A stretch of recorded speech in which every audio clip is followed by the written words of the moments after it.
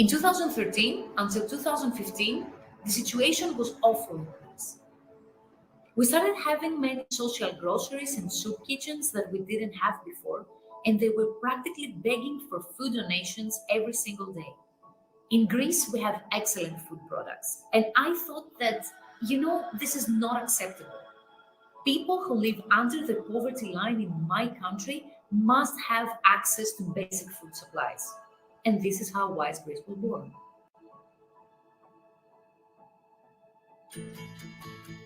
At Wise Greece, we help the small food producers to sell their products within Greece and abroad, and we turn our profit into food supplies for people in need.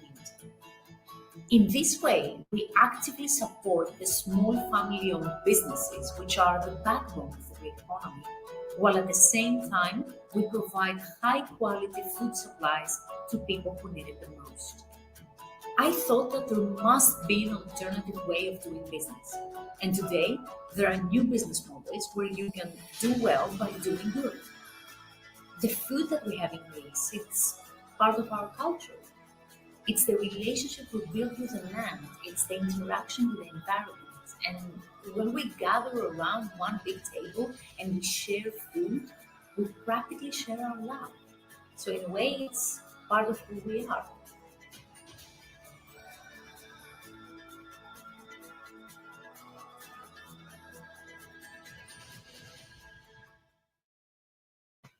Welcome to Ideagen TV. Today we are ecstatic to have with us Melina Taprantzi. Melina, welcome.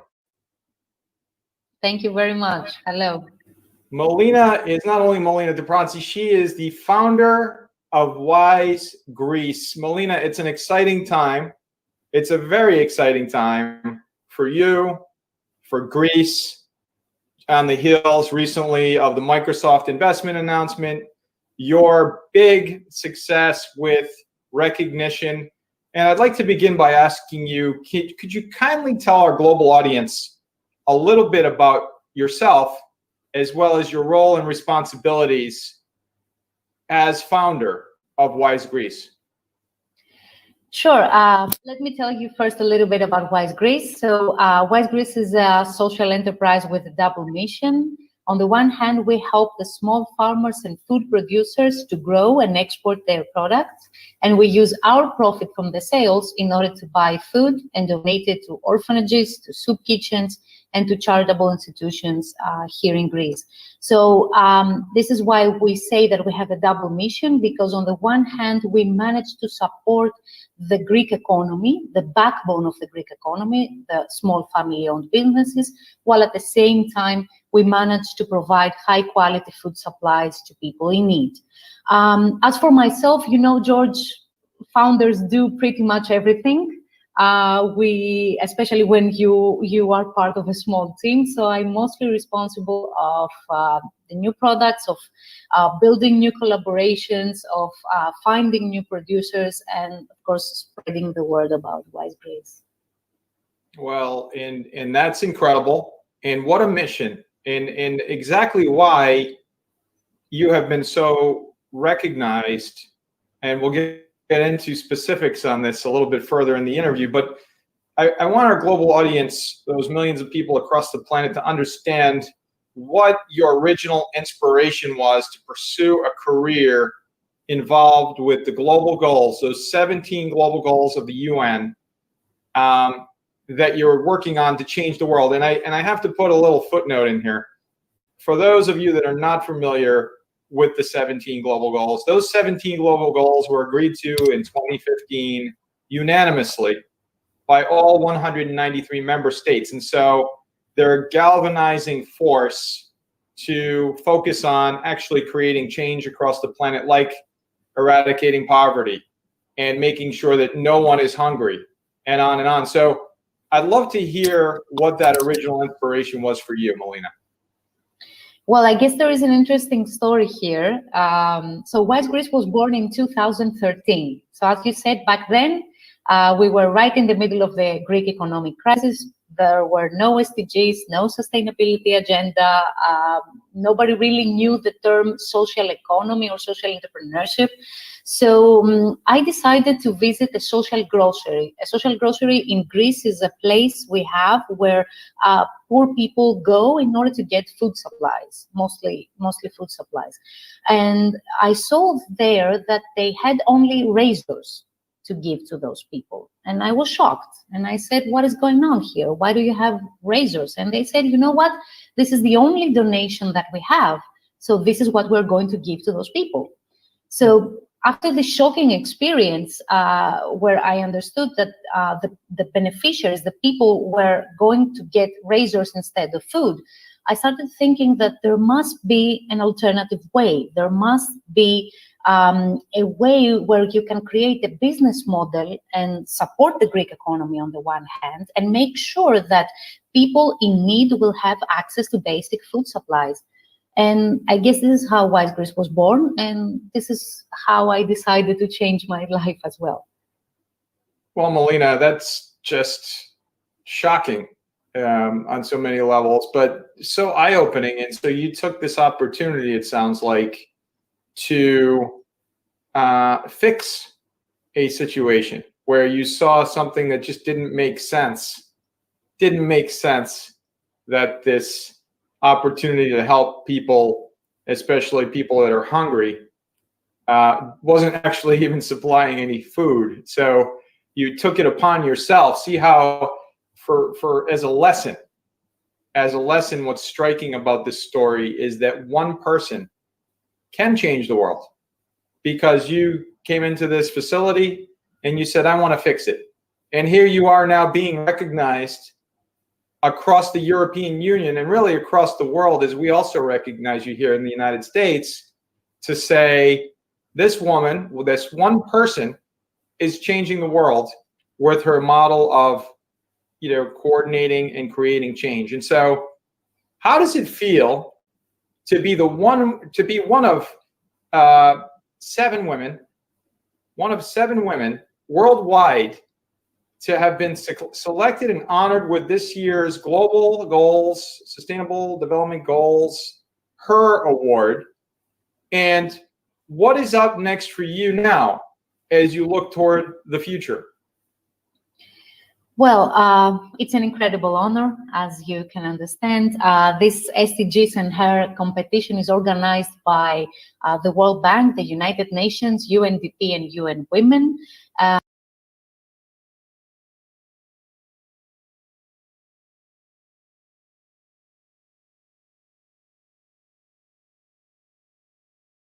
And they select 7 women from all over the world whose initiatives are considered to be best practices. And of course, they support the SDGs. So we are very excited that Wise Greece was the only initiative to receive this award from all the European countries and Central Asia. So I guess in a way, I feel very proud that we managed to put Greece on the global SDGs map. And I think this is what motivates us to work harder and focus on our next steps. And for instance, right now we are building some educational courses, and we are going to provide some educational courses to people affected by the consequences of COVID in order to help them become food entrepreneurs and build more sustainable businesses and have an income through this activity. So I guess this is it. We put Greece on the SDGs map, and we want to promote the SDGs and the sustainability agenda in our country. It's still incredibly amazing to me that you're just that inspiration, that story you articulated a few moments ago, that it all began with that one spark, that one moment where you said, this doesn't make sense. And here you are today. The Prime Minister, Mitsotakis, has recognized you. So many organized, the entire European Union, the United Nations, the World Bank have all recognized your incredible work through the lens of what you're doing in Greece And by the way, I'll digress for a moment. What a moment for Greece. What a moment, what a proud moment for Greece. Companies, as we mentioned early on, like Microsoft are making billion-dollar investments. You're focused on helping to help those that need help the most. And wow, I mean, there's no other word for it. It's a wow moment, right? And so Wise Greece is a multiple now award-winning social enterprise. Could you kindly tell our global audience, what of the other awards have you received and why? Why have you been recognized for those? Sure. We have received the Models of Excellence Award by the President of the Hellenic Republic, the European Social Challenge Award, the Future Generations Award, the Innovative Fundraising Award, just to name a few. And I think that Wise Greece, even though it's a simple idea, received the awards for its innovative business model and its important social impact. I guess we managed to build a sustainable business model in order to provide a solution to a social problem that was unacceptable, as you mentioned earlier. Amazing, amazing. I love how you termed it. You know, a social problem that was unacceptable, and hunger is one of those problems that's absolutely 100% unacceptable. And so, shifting a bit, Melina, to you, what has been one of your most favorite programs or projects that you've worked on during your career, and why would you say it's such? Well, I think the project that I keep closer to my heart is our last project, which is called Hope Boxes. So when COVID-19 hit Greece, as you can understand, the Greek producers were severely affected by the consequences of COVID. And the charitable foundations, the soup kitchens, and the social groceries, they couldn't find enough food supplies to cook for their beneficiaries. So what we did is that we launched this project, the Hope Boxes project, where in collaboration with other companies, multinational companies, we managed to provide more than 10 tons of food supplies to people in need. And I guess I like this project very much because in a way it shows what social entrepreneurs do. We respond to any kind of crisis. We have to respond to any kind of crisis. We have to be adaptable. We have to be resilient in order to maximize our social impact and actually make a difference in our society. So I think this is why Hope Boxes is one of my favorite projects. And what a name, what a perfect name, you know, a hope box. And at the same time, it really is filled with hope because you're helping those small businesses, those small producers throughout Greece, help to sustain and just stay alive in terms of their business models or their functioning, you know, projects that they have. So in terms of everything you've learned, so you've been honored, you've been recognized, you've been, you know, just highlighted in so many ways for all of your insights and your perspectives that are so unique. What do you believe, Melina, is the best approach to achieving these 17 global goals? First of all, George, I think that we need to promote number 17 more, partnerships for the goals, because we will only be able to achieve the SDGs through collaborations. I guess there is no other way. And we definitely need to make the SDGs as mainstream as we can. And this is why what you do is very important. We need to show to the people that supporting the 2030 agenda is not something that the politicians should do, the government should do, or the companies should do. I think every human being on Earth has an important role to play, and this is how we are going to achieve the 17 goals. And, you know, that's just so important because it's true. Goal number 17, which is partnerships for the goals, is really the glue that keeps it all together. And what I refer to as dynamic resiliency. And simply dynamic resiliency, as I define it, as Ideagen has defined it, is connecting those dots, is bringing together companies, NGOs, public sector in the good times, not only when you have a situation such as we have now, which is in many ways unprecedented. As we go back thinking just a short few months ago, the world was a completely different place, completely different. And after this short period of time, the entire planet, for the first time in human history, is suffering from the same exact situation with this pandemic. So it's definitely incredible to see and to hear from you, and I go to the hope box in that original story of how you started Wise Greece. It's really profound on every level. And from your perspective, how has Greece, in addition to other European countries, been helping in the achievement of these global goals? George, I think we're not there yet, but we are getting there. Unfortunately, the SDGs are not very well known in Greece. So it is part of our job as social entrepreneurs to promote the sustainability agenda and hopefully inspire the next generation to work towards a more sustainable future. That's right. And it is our role at Ideagen. We are focused on helping to create first the awareness, that critical awareness of what are these goals. We're talking about these global goals. What I love personally about the goals is that what we stated earlier, which is they were agreed upon by all 193 member states of the United Nations, including the United States of America. And that's what differs from the previous version of the goals, which were the Millennial Development Goals. And those were focused on really emerging countries, right? Countries that needed help the most. But this is a global issue. Hunger exists in the United States. Poverty exists in the United States. All of these things are critical everywhere, in every corner, on every nation on the planet Earth. So they're goals that everyone can agree to. They're not a political goal, like you said. I love the way you term that. These are not political goals. These are goals to help humanity. And there's no one on the planet Earth that wants to see hunger. And there's no one on the earth that wants to see poverty. And there's no one on the earth that wants to see women getting paid less than what their male counterpart would get paid for the same exact job. It just doesn't make sense.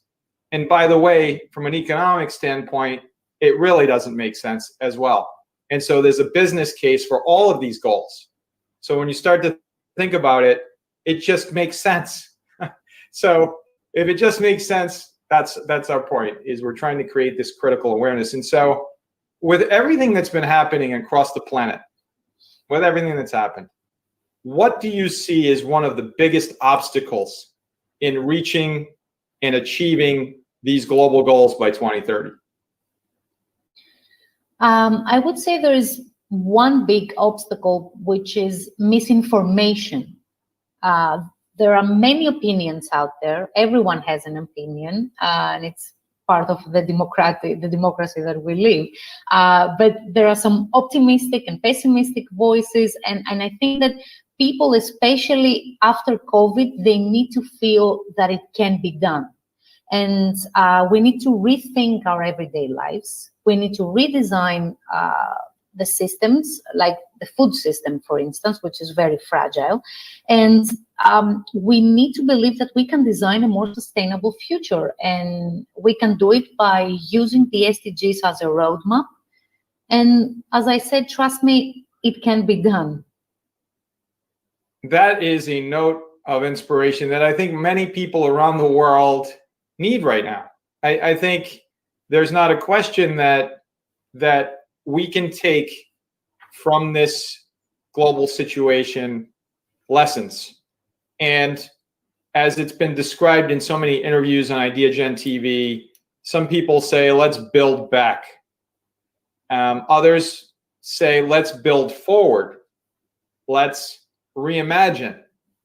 Let's recreate. But by the way, you can't begin to reimagine if you haven't seen it. And so during the course of this pandemic, there's been a big bright light shown on the things we've been talking about.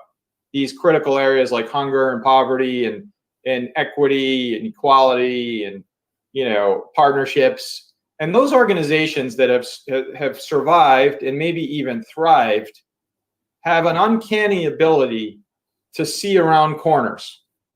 It's like a superpower, but it's a superpower that's based on that dynamic resiliency, which is really all about building partnerships. It's about building partnerships when times are good. Because you know what? When you hit a road bump, you can call on these partners. You can understand what their capacities are, whether you're a company or whether you're an NGO, and especially if it's a government. The government's role can and should be to create these partnerships, to bring all people together so that they understand when there's a critical moment, they can harness all of these, perspectives and capabilities and the capacity to endure during the most difficult times. And we're seeing that right now. Those companies, especially that have survived, were able to pivot quickly because in their ethos was a dedication to partnerships. And one that I know very well is Microsoft. They've been dedicated to partnerships. We're presented globally by Microsoft. And as we pursue our global expansion, it's just incredible to see companies like Microsoft committed to partnerships, knowing that no one entity can do it alone. And so as we focus on goal number 17, global partnerships for the goals. Why do you believe that cross-sector collaboration combined with innovation is so vital in helping address these incredible goals? As you said, George, I think there is no other way. I mean, if we take Wise Greece, for example, which supports a lot of SDGs, such as number 2, no hunger, or number 5, gender equality, or number 8, decent work and economic growth, we wouldn't be able to do anything without our partners and without collaborations. So in order to maximize our social impact in Wise Greece, we work for various projects with different stakeholders. We work with the municipalities and the government for some projects, and we work with small family-owned businesses and huge multinational companies on the other side. So I think that if you truly want to make a difference, if you truly believe that you can build a more sustainable future, then you need to be open-minded and you need to be willing to work with pretty much everyone. What an incredible message. Melina Taprantzi, founder of Wise Greece. What is your post-summit ask for our global audience as we continue to change the world together? Well, it's true that 2020 was a very challenging year, and at the same time, it was a wake-up call. And I would say that we need to understand that everyone can be a change maker. Every human has the potential to be a change maker. And if we do our part as citizens, then even if we don't achieve all the SDGs by 2030, then we will definitely be in a better position than we are now. And I guess it's really, really important. Melina Taprantzi, founder of Wise Greece, you are changing the world. You are that spark that is proof that one person can change the world. How do folks across the planet find out more information about Wise Greece? You can visit our website, wisegreece.com, and find us on social media, all the social media platforms, and we will be happy to talk to you and get to know you. Wow, Melina, wisegreece.com. You're changing the world. Thank you for all you're doing. Thank you for your insights, your perspectives, and everything you're doing at Wise Greece. Thank you very much, George. Thank you. It's our pleasure.